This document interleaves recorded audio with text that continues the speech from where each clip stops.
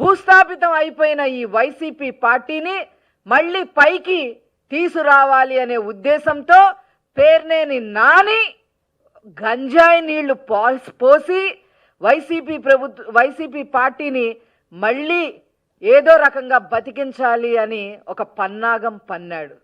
ఆ పన్నాగంలో భాగంగా మరి కృష్ణా జిల్లాని ఎంచుకున్నాడు. పామరు తిరిగాడు, పెడన తిరిగాడు, గుడివాడ తిరిగాడు, అన్ని చోట్ల రెచ్చగొట్టే విధంగా మాట్లాడుతూ ఉన్నాడు.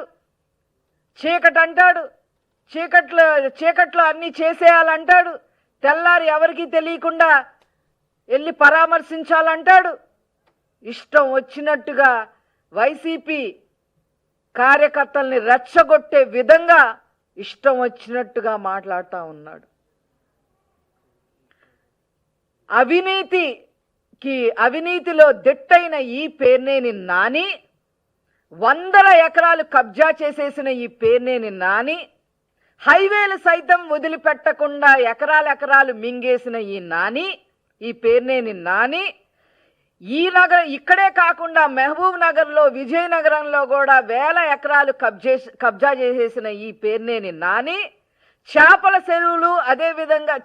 చెరువులు అదేవిధంగా పార్కులను కూడా వదిలిపెట్టకుండా తన ఖాతాలో వేసుకున్న ఈ పేర్నేని నాని, చివరికి రేషన్ బియ్యం కుంభకోణంలో ఆ అవినీతిలో ఇతనితో పాటు ఇతని భార్యని కూడా దొంగని చేసిన ఈ పేర్నేని నాని మహిళల ఆత్మగౌరవం గురించి మాట్లాడుతూ బీసీ మహిళని రాజకీయంలోకి రచ్చరచ్చ చేసి లాక్కొచ్చి రాజకీయం చేసి లా అండ్ ఆర్డర్ లేకుండా ఈ రాష్ట్రాన్ని లా అండ్ ఆర్డర్ లేకుండా చేసి ఏదో బావుకుందామని చెప్పి ముందుకు బయలుదేరాడు ఈ పేర్నేని నాని.